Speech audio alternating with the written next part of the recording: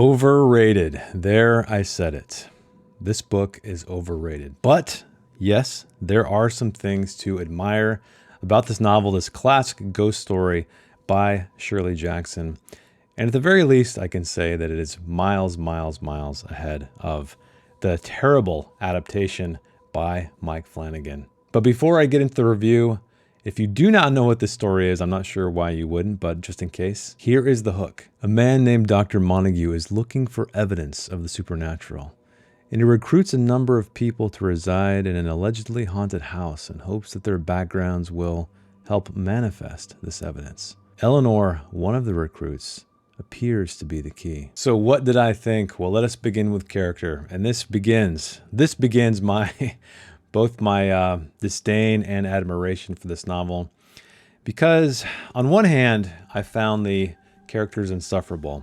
They were incredibly melodramatic, and I know that this book was written in, I think it was published in 1959.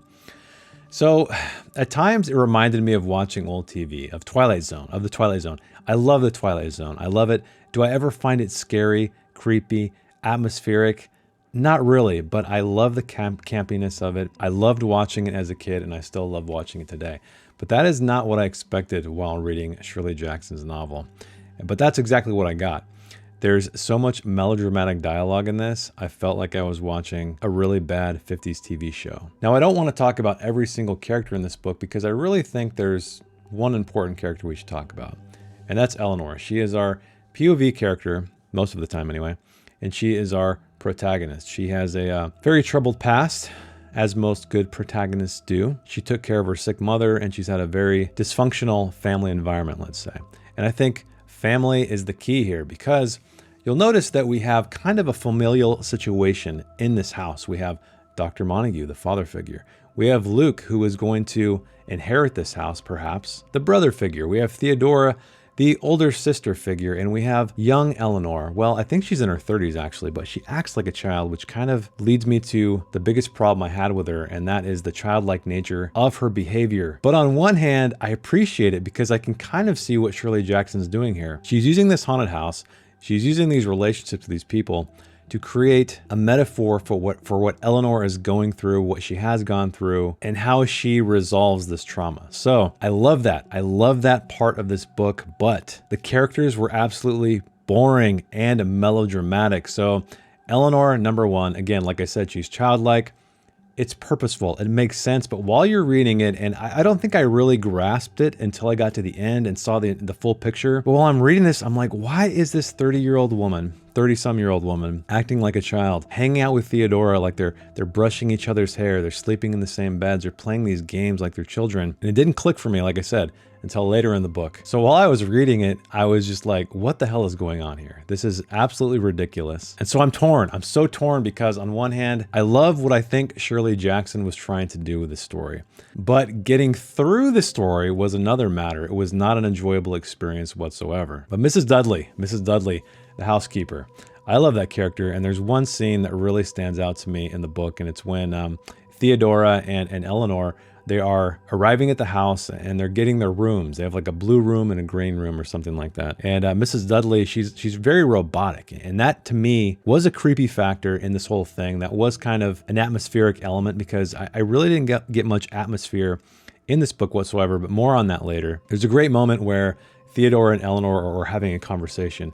And Mrs. Dudley is there saying something like, breakfast is served at 9:30 a.m. because that's when I do it. And she's talking between them as if they're not there. And that was kind of a first indication to me is like, okay, something's not quite right here. So to me, Mrs. Dudley, the housekeeper who had a few very small parts in the story, was the most interesting character to read about. So to summarize character, I get it. I think I get what Shirley Jackson was going for, and I appreciate it. But I feel like a story needs to work on two levels, the topmost level first, before you even get to the second level, which is what I think Shirley Jackson was trying to do. But I'll talk more about that when I talk about the plot, and I think right now I should talk about the plot next. So, well, stuff happens. You know, these people show up.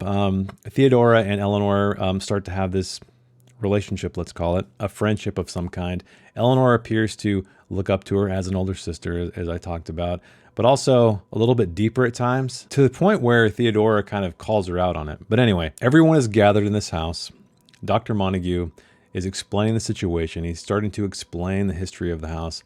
And a day goes by, another day goes by, and they start to wait for spooky stuff to happen. And yes, spooky stuff eventually happens. It happens pretty far in the novel, for my taste anyway. So I was really hoping that atmosphere was going to carry me through, because I never expected to be frightened by this novel. I never expected to be genuinely creeped out, but I was just hoping for some atmosphere, some good old atmosphere of a creepy, haunted house. I never, ever got it, with the exception, I guess, of Mrs. Dudley. But the elements are here, right? There's a moment where I think Eleanor she thinks she's holding Theodora's hand, but it's somebody else's. It's a ghost, perhaps.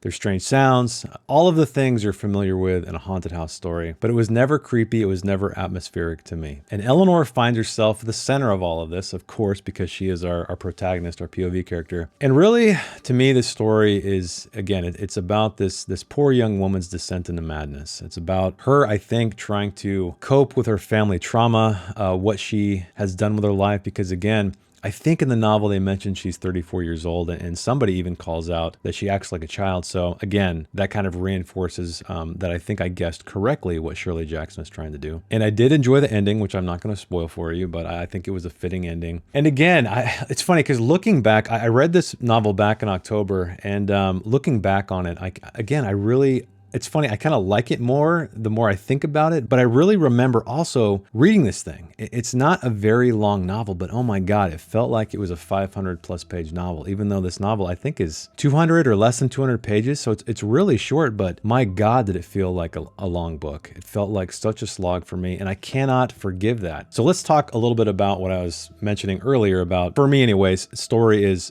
at least 2 levels. So level 1 or layer 1 being the plot, the characterization, the surface level stuff, what we're following along with, what we see, the obstacles the characters come into contact with, how they deal with them, the interactions of those characters. It's the stuff that really grabs our attention and kind of shuttles us through this narrative. The second layer, or one of the second layers, there could be many layers. And again, I'm not saying that this is the end all be all, okay? This is just at least one other element in a story that I look for. That is the metaphor, the subtext, the symbolism, what have you, right? Something that is more than what we are presented with on the page. It's what we're reading between the lines. It's the resonance we feel at the end of the story after we kind of let it sink in a little bit. This book has that in spades. But because the first level failed for me utterly, it was really hard to get through. And so I really think that with a story, you have to have that top level, that top layer working expertly before you even begin to think about that second layer. Because if you're not at the very least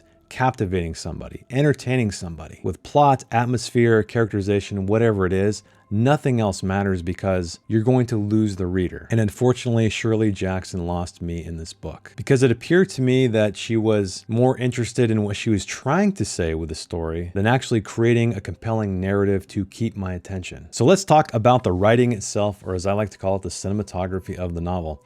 It's fine. It's readable. I would say it's more or less well written, but again, it never pulled me in, right? I never felt lost in the pages, lost in the words, lost with these characters in this haunted, this creepy house. And that is where the writing fails for me. And that's why I always call it the cinematography, because it's how you're directing the camera. It's how you're framing the shot. It's the color palettes. It's all of these things. It's the visual storytelling that not only directs you where the characters are looking or what they're experiencing, but how they are experiencing it. So the writing here, like I said, on the surface, it's fine, it's readable, but I was never lost in the words, which is why I'm going to give The Haunting of Hill House by Shirley Jackson a 6 out of 10. A ghost story with zero atmosphere, full of characters that are melodramatic at best, that don't really make sense until you get to the end of the story, with a plot that is as boring as it gets. But again, I have to stress that this is a novel that I deeply appreciate on the second layer. The first layer, however, did not work for me. It was a complete slog. It was the longest 150 to 200 page book I've ever read. And I'm deeply saddened, because I love horror. I love old horror, and I was hoping this was going to be a gem that I had put off for too long. I'm definitely glad that I read it, but I can't say I agree with most people out there who are praising this, including Stephen King and many other famous writers out there. The only criticism I could really find were people who never found it scary. That's okay to me. I just wanted atmosphere. I wanted to have a story I could get lost in. And unfortunately, this just was not it. So I hope you enjoyed the review. Thanks for watching. Thanks for hanging out with me. And if you would like to check out my own work, my own novels, you can check out the link down in the description below. But let me know, did you read The Haunting of Hill House? Do you completely disagree with me? Was there something that I missed? Should I revisit it again? Or is that a nightmare I do not want to experience? Thanks again for hanging out with me, and I will see you in the next one. Bye.